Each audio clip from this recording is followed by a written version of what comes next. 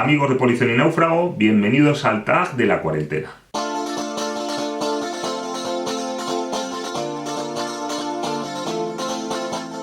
Bueno, estamos una vez más aquí con un tag en el que nos hemos puesto de acuerdo unos cuantos canales de divulgación filosófica con el título, como acabo de decir, el tag de la cuarentena. Os pondré los enlaces a los otros vídeos que hagan los demás canales en la cajita de descripción conforme vayan apareciendo.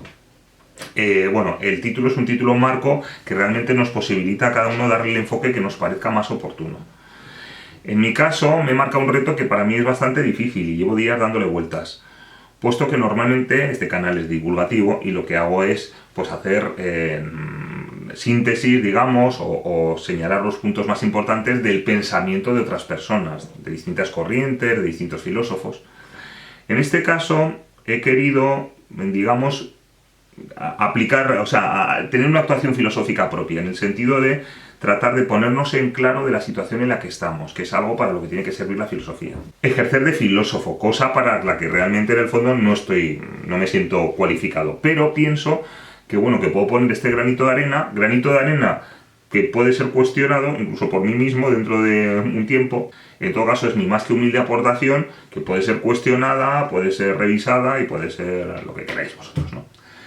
Entonces, bueno, me lanzo ya al ruedo y voy a empezar citando a Kant. Como ya sabéis, Kant dice que otro filósofo, un escocés, Hume, le despertó del sueño dogmático. ¿Qué quiere decir esto? Que aquellas creencias que daba por supuestas Kant y en las que se había movido la filosofía, Hume las hizo tambalear con su crítica tremenda, ¿no? Y omnímoda a lo que había, el pensamiento, a la física, a la metafísica, a la matemática, pues digamos que quita el suelo debajo de los pies de Kant. Ello obligó a Kant a replantearse los fundamentos no solo de la metafísica, sino también de la matemática, de la física, es decir, tiene que construir un nuevo suelo puesto que Hume se lo ha quitado. En nuestro caso no ha sido un filósofo, sino un bichito, un virus, el que ha movido el suelo bajo nuestros pies. Yo me temo que realmente no hemos acabado de despertar del todo de nuestros dogmas. Siguen ahí, seguimos agarrados a ellos. Pero por lo menos a más de uno es posible que le haya despabilado un poco. Entonces, bueno, a ellos me dirijo particularmente. Voy a nombrar ahora a Sócrates. Sócrates en su juventud se había interesado por los fenómenos naturales, los fenómenos físicos, el movimiento de los astros y bueno, de la Tierra, cómo funcionaba. Es algo que le reprochan cuando le juzgan y le condenan a muerte. Lo que pasa es que realmente, en un momento bastante temprano, Sócrates se da cuenta de que la realidad del mundo contiene no solo esas potencias, digamos, determinadas, ¿no? Ese obrar de la naturaleza, ese obrar implacable y ciego que es la naturaleza, sino que está la realidad humana que es el reino de la libertad, donde existe la moral, donde existe lo bueno y lo malo, donde podemos decidir, podemos elegir, y por tanto podemos responder o debemos responder de nuestros actos. Es por lo que se va a interesar en adelante, por la virtud se va a interesar Sócrates. Nuestra época, gracias a la técnica, pues ha conseguido que el ser humano tengamos un despliegue sobre el orden natural enorme. Y en ese despliegue hemos caído en el espejismo de pensar que el orden natural por sí mismo está sujeto a ese mundo moral, ese mundo ético en el que nos movemos nosotros. Voy a poner algún ejemplo. Se ha dicho que la condición sexual que tenemos es una elección, que realmente no nacen hombres y mujeres, sino que es algo que se elige. De hecho, contravenir este postulado, este dogma de nuestro tiempo, según qué ámbitos, ha estado incluso perseguido. No había naturaleza sexuada, según este postulado. Ha corrido un vídeo por las redes, digamos simpático, porque ha causado cierta hilaridad, pero en el fondo pone de manifiesto esto mismo, este pensar que la naturaleza obra moralmente como si fuera el reino de la libertad. Y es unas granjeras que parece que son militantes de animalistas y feministas y algunas cosas de estas, granjeras de pollos, que afirman que los huevos son propiedad de las gallinas, esto es, convierte en sujeto de derecho a las gallinas, y que los gallos violan a las gallinas, por lo cual los han separado de las gallinas. Los huevos son de las gallinas.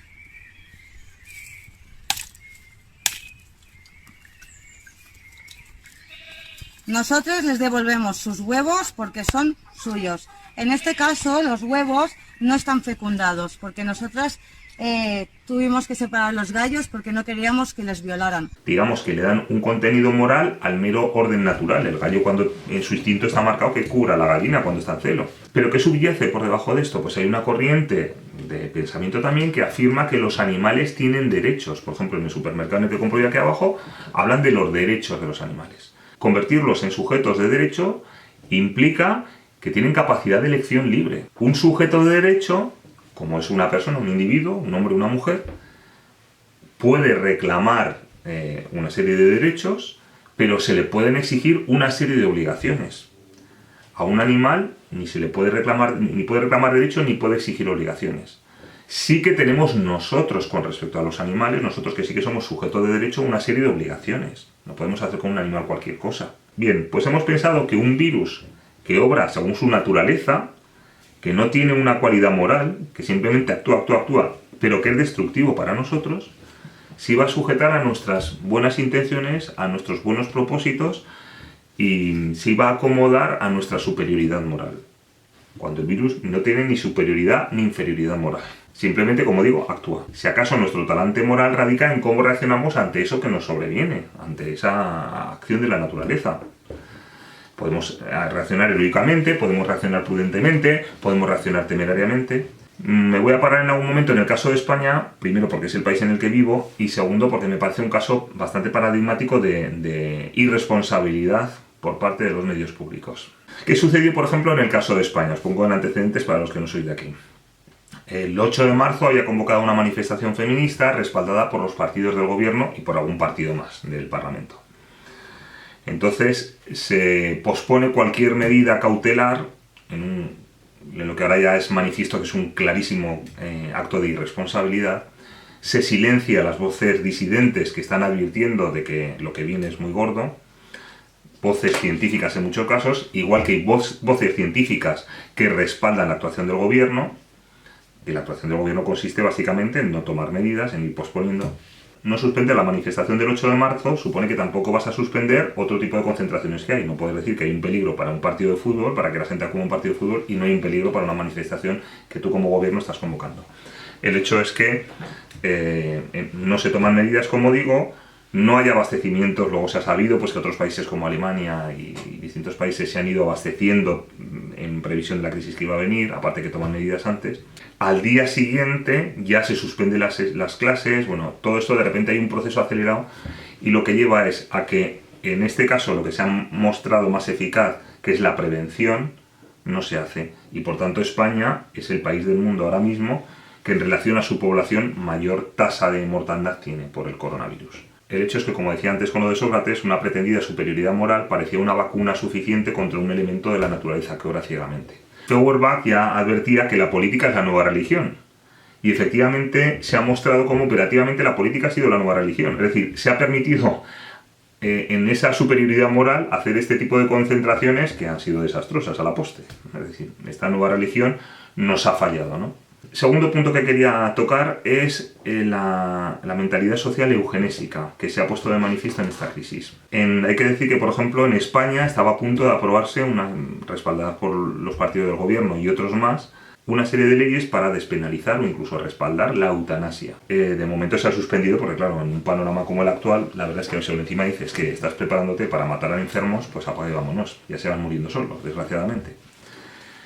Pero es cierto que no solo en España, sino en muchas partes del mundo, he visto a través de YouTube, en países de Hispanoamérica y en distintas cadenas de televisión, pero en España desde luego también fue así, ha habido voces que tranquilizaban a la población explicando que esta epidemia que venía no afectaba más que a ancianos y personas muy enfermas, personas con enfermedades que arrastrasen, que tuviesen alguna implicación con el tema respiratorio. Entonces que la población en este sentido tenía que estar tranquila, que solo afectaría a unos cuantos de este perfil. No sé si nos damos cuenta de que implícitamente conlleva una mentalidad eugenésica, en la cual los enfermos y los ancianos pueden estar de más. Son, digamos, ciudadanos de segunda. Son prescindibles llegado el caso. También ha pasado esto a la hora de las hospitalizaciones y del ponerle respiradores. Se ha sido selectivo. Y en distintas partes, pues cuando no ha habido, pues los ancianos automáticamente, no por viabilidad o no de su enfermedad, sino por cuestión de su edad, han quedado desatendidos en cuanto a los respiradores. Ha habido países todavía más duros donde la eutanasia está implantada y ahí el retrato se ve más claramente, véase el caso de Holanda, en el que directamente han dicho que a partir de cierta edad no acudirán a los hospitales porque no se les iba a atender, con la justificación de que no los trajeran para morir en los hospitales. Claro, no los llevan a un hospital para morir, los llevan para salvarlos, precisamente. Pero directamente se avisa de que no se les iba a atender. Esta mentalidad eugenésica va de la mano de un proceso de desacralización de la condición personal. Ya nos avisaba Nietzsche de que Dios había muerto, y en esta muerte de Dios, la condición sagrada del ser humano también ha muerto con él. Yo creo que deberíamos reflexionar sobre 2 puntos a este respecto, lo que ha pasado con los ancianos. La primera, que la ancianidad, si todo va bien, es nuestro futuro. Y cómo miramos a los ancianos de hoy es como invitamos a los niños a que nos miren a nosotros el día de mañana. Y el segundo elemento es que España salió de una guerra civil en el año 39, año en que Europa entra en una guerra mundial, y queda devastada Europa, igual queda devastada España, y hay unas generaciones que tienen que levantar el país de la ruina total, ¿no?, en que estaba, la ruina económica, y son capaces, con esfuerzo y con muchos sacrificios, la época del pluriempleo, del vivir ajustado, de las familias muy numerosas, pues que se tenían que repartir el pan como buenamente podían y salían adelante. Es un momento de ilusión, de reconstrucción nacional, y se consigue formar el estado de bienestar en el que vivimos ahora mismo. Realmente Ortega, ya en su libro, que hay un vídeo, os pondré un enlace por abajo, en su libro La rebelión de las masas, advierte de un nuevo tipo humano que ha aparecido, hijo de la técnica y del liberalismo, que es el hombre masa. El hombre masa se encuentra con una sociedad próspera, en un ambiente de prosperidad, y cree que eso viene de forma natural y que tiene derecho a ello. Por tanto, exige cada vez más derechos, porque se siente con derecho a. No se da cuenta de que los derechos son fruto de un sacrificio y de unas obligaciones que se han impuesto unos hombres antes que él, para conseguir levantar ese estado de bienestar. En las guerras mundiales, la guerra mundial y la guerra civil en el caso de España, lo que hace es que baja de su pedestal al hombre masa y se encuentra con una realidad distinta y le obliga, digamos, mitiga esa existencia del hombre en masa, la reduce a lo mínimo, ¿no?, a su inexistencia prácticamente. Sin embargo, cuando esos hombres, que no pueden ser hombres masa porque se encuentran con una sociedad, con un mundo devastado, consiguen levantar de nuevo una sociedad próspera, se encuentran con que cuando llegan a la ancianidad, ese estado de bienestar que han construido ellos con su esfuerzo, los pone como ciudadanos de segunda, los pospone, los posterga. Entonces hay un efecto perverso ahí. Yo creo que tenemos que sacar lección aquí desde ya. En concreto las personas que tenemos que educar a otras personas. Personas que tienen que educar a otras personas no son solo profesores y maestros y tal. Son también los padres, según cómo eduquemos a nuestros hijos. O se enseña a los hijos a que tienen que sacrificar algo por las personas, a que hay que estar con el abuelo o con la abuela, a que hay que atenderlos, a que, en fin, que no todo gira en torno a ellos, que tienen que ayudar en casa, que tienen que interesarse por los demás. O si no, el futuro que nos aguarda pues es muy malo en este sentido. Dentro de esta mentalidad hedonista está la huida del dolor. El dolor, desde luego, no es apetecible para nadie, pero nos ha acompañado desde la génesis de la humanidad. El dolor es parte del ser humano. Lo que pasa es que cada vez, digamos que vamos rechazando más el dolor, que es normal huir del dolor, pero hasta el punto de tenerlo como algo inhumano, precisamente en el tiempo en que hay más medios para paliar ese dolor. Entonces, la eutanasia, que surge en cuanto a su justificación social como una medida compasiva, sin embargo ya vemos que se va transformando, por el caso que he puesto de Holanda, en una medida egoísta. O sea, esa medida inicialmente compasiva se convierte en una medida egoísta. Que, bueno, por ejemplo, no sé si era en Bélgica o en Holanda, o sea, han llegado a matar, porque eso no es ni eutanasia, a una chica pues con 16 años me parece, porque estaba con depresiones, porque había sufrido algún abuso sexual. Y se le ha matado. En vez de tener un tratamiento, o sea, se ha tirado la toalla. Es una renuncia a la condición sagrada de cada persona. Por contraste, voy a citar a una persona que no veréis en ningún libro de filosofía, no es ningún filósofo famoso, se llama Giuseppe Berardelli, un italiano, un señor de 72 años, cuyo testamento vital no ha sido "yo no quiero sufrir", en caso de sufrimiento que se me evite, sino ha sido quiero que tú vivas. Ese ha sido su testamento vital. ¿De qué manera? Bueno, pues este es un sacerdote católico que necesitaba un respirador por cuestiones de salud y sus parroquianos, sus feligreses, le compraron ese respirador. Con todo este tema del coronavirus, el sacerdote renuncia al respirador para que se pueda atender a otras personas, a pesar de que él ha sido infectado por el coronavirus. Y ha fallecido. Ha fallecido. Entonces, yo creo que el modelo que tendríamos que tener, un modelo que quizá no es exigible ese grado de heroísmo, pero por lo menos tenerlo como aspiración, es el de Giuseppe Berardelli. Y no el de una persona que dice que los de más de tal edad no pueden estar aquí. Quiero subrayar que esto no es un reproche a los sanitarios, que bastante duro lo tienen, ¿no? Lo han tenido y les han dejado con un recao fino para afrontar las situaciones que en cada momento uno va resolviendo como buenamente pueda.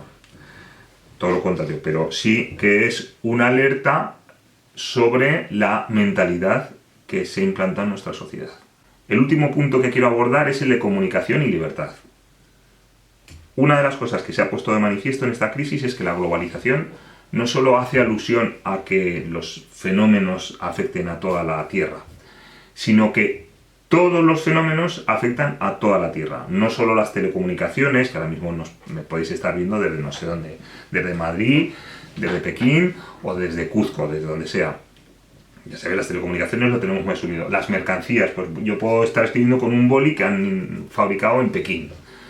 Bueno, pero no solo esas cuestiones, sino que incluso las cuestiones de salud han adquirido un carácter global.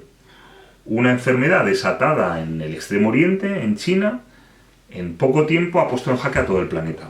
Pero a la vez vemos que las soluciones para enfrentar esta crisis concreta son de carácter nacional. Cada país ha aplicado sus propias fórmulas para enfrentar este cataclismo, ¿no?, que nos ha sobrevenido. Algunos con acierto y han limitado tremendamente los daños que han sufrido, mucho, y otros de una manera desastrosa. Veas el caso de España con la cantidad de muertos que llevamos. Que por cierto aprovecho para señalar que en cuanto adquiere cierta magnitud un hecho como es el caso de España, ya se despersonaliza la muerte. Además de que, bueno, los medios de comunicación se han cuidado bien de que esto sea así, de que al final son las curvas, decían las gráficas, porque entran en una serie de eufemismos para referirse a ello, pero si hubiera muerto una sola familia, por ejemplo, tendríamos noticia de quiénes son sus componentes, qué ha pasado, en qué circunstancias han estado viviendo esta situación. Aquí ahora mismo estamos ante un panorama de más de 20.000 anónimos. Cada uno, el que le haya afectado a su casa, dirá, no, mi familiar no es un anónimo. Pero a efectos públicos es así. Tenemos cifras. Este día han muerto ya solo 600 y pico personas, 500 y pico. Ya está.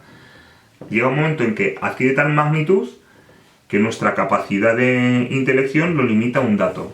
Hemos constatado también cómo los poderes públicos tienen una capacidad ilimitada para obrar, salvo que fuera contrapesada de alguna manera. Puede tenernos recluidos a toda una población, a todo un país en casa, o sea, con unas ciertas excepcionalidades que establece el propio poder de una manera discrecional. La tecnología se lo permite. La tecnología le permite incluso entrar en nuestras propias comunicaciones. De hecho, es una de las cosas que ha inquietado al poder político. Desde hace tiempo ya el poder político ve que los medios tradicionales con los que se sabía manejar, había un intercambio de influencias. Bueno, en el caso de España ha sido patente que ahora mismo el gobierno ha financiado en plena crisis y con una situación económica que nos viene desastrosa, ha soltado dineros pues a ciertos medios afines para que le bailen el agua, ¿no? Pero bueno, más allá de esos casos concretos, ya viene de atrás, poder e influencia realizaban intercambios históricamente. Pero ha entrado en liza un nuevo jugador, que son las redes sociales, que nos permiten buscar vías alternativas a esa influencia que tenían los medios de comunicación tradicionales. Esto lógicamente no le gusta al poder porque escapa a su control. Entonces, ¿qué ha pretendido hacer y qué está haciendo desde hace un tiempo? Pues cada vez controlarlo más. No estoy hablando ya de países como China o Irán o sitios de estos que lógicamente son dictaduras, pero en los países, digamos, democráticos pasa lo mismo. Por ejemplo, plataformas de intercambio, como puede ser YouTube mismo, como puede ser Facebook, como puede ser cualquier otra plataforma en la que en principio son para intercambiar informaciones entre particulares. El poder ha establecido que tiene que hacer además de policía. Se ha asumido con relativa naturalidad. A mí me sorprende. Vamos a suponer que quedamos un grupo de personas, pues vamos a un lugar de encuentro público, que es un restaurante, un bar. Bueno, lógicamente a ese restaurante, a ese bar, se le pide que cumpla una serie de condiciones, pues, de higiene, de horario de apertura, de contratos para los trabajadores que allí trabajan. Es decir, tienen que sujetarse a unas pautas. Pero ese servicio que dan no entra en qué trate yo con los otros comensales, de que vayan mis conversaciones, o si les digo verdades o mentiras. Es decir, diríamos que es el equivalente a una plataforma de intercambio y el bar simplemente acondiciona un lugar que tiene que estar adecuadamente atendido, ¿no? Pero llega el poder político y dice, no, vamos a ver, usted en este bar va a tener que habilitar a unas personas para que controlen de qué están conversando estos. O si alguien en el bar o en el restaurante considera que alguien está mintiendo, para que pueda chivarse y decirle a usted que esta persona está mintiendo. Entonces usted va a tener que intervenir para echar a esa persona. O sancionarla de alguna manera dentro de su local. De una forma simplificada explico cómo lo que eran plataformas de intercambio se convierten en extensiones del poder. La tentación totalitaria siempre está ahí. El poder totalitario consiste en que le interesa todo, en que realiza una injerencia a cualquier orden de la vida, no simplemente la gestión de lo público, sino todo, ¿no? Que se habla en medio de comunicación, que se hace en tu familia, que se hace en tal asociación, o sea, tiene que entrar en todo. Entonces, ciertos tics totalitarios pues los estamos viendo cuando se habla de gestión de verificadores, de lo que se habla en la red. Verificadores realmente son órganos censores. Se habla de monitorizar la red desde el poder. Todo esto son eufemismos para decir que va a haber un control, un seguimiento, una indagación de a ver quién dice qué.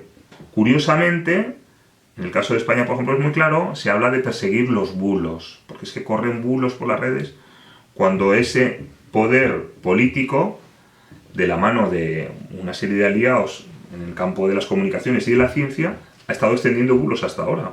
O sea, negaba que esto fuera un problema, me estoy refiriendo al coronavirus, negaba que nos fuera a afectar, una vez que nos afecta, niega que se tengan que tomar ciertas medidas, una vez que ya se ha hecho extensivo, como carece de recursos para facilitar a la población mascarillas y demás, niega que hagan falta mascarillas, luego dice que sí que hacen falta, es decir, ha sido una sucesión de bulos encaminados a encubrir una mala gestión y a justificar sus fines políticos. Pero ahora resulta que desde ese poder se pretende perseguir los bulos que se dicen en las redes sociales. Llamativo. Es cierto que en situaciones límites se pueden decretar medidas de excepción. Eso se hacía en la antigua Roma, que se podía nombrar un dictador. Cuando había una guerra con fecha de caducidad, se decía de tal a tal fecha, pues fulanito tiene plenos poderes para realizar una serie de cosas. Y lo que pasa es que depende cómo se empleen esos poderes excepcionales, estaremos ante un gobierno democrático o ante el principio de una tiranía, que puede ser encubierta y que puede ser incluso popular. ¿Qué quiero decir con popular? Ya decía John Stuart Mill que lo que más de temer era la tiranía de la mayoría. Un sistema, para ser democrático, tiene que ser liberal. Un sistema puede haber una tiranía democrática, en la cual una mayoría aplaste sencillamente a cualquier disidencia. Vemos, sin embargo, casos en los que situaciones de excepcionalidad se han aprovechado para imponer una tiranía. En ocasiones se aprovechan estas situaciones, por ejemplo, el ejemplo de Hitler mismo, para implantar medidas que de otra manera no se habrían atrevido a implantar o no habrían sido populares. En el 1 de septiembre del 39 estalla la Guerra Mundial porque Alemania se lanza a la conquista de Polonia. Ese mismo día se ponen en marcha medidas para aprobar la eutanasia que Hitler no había conseguido aprobar anteriormente. Sabía que contaba con una opinión pública contraria, que tenía presiones, y él lo había reconocido, que hasta que no hubiera un estado de guerra no iba a poder hacerlo. Aprovecha el ruido enorme que provoca una guerra para meter de tapadillo esto otro. Lamentablemente, estas situaciones de excepcionalidad, como no haya un control parlamentario serio, pues pueden conllevar a tintes autoritarios. Esto depende de todos. La libertad solo existe si se ejercita. En el memorial a los caídos de la Guerra de Corea en Estados Unidos, en Washington, reza un lema que pone "Freedom is not free". La libertad no es gratuita. La libertad, como he señalado antes, en cuanto a los derechos, que son conquistas permanentes, la libertad solo se consigue ejercitándola. En el momento en que un Estado cada vez es más invasivo, se va produciendo una pérdida de libertad, clarísimamente. Esto ha sido históricamente. Y por último quiero dejar una idea, porque aquí los protagonistas somos todos nosotros. Y es que no somos responsables de esta crisis. No somos responsables de esta crisis, pero sí de superarla. Y bueno, pues cada uno pongamos nuestro granito de arena y defendamos, pues eso, la salud, el bienestar de las personas y nuestra libertad. Hasta otra, polizones. Que vaya bien.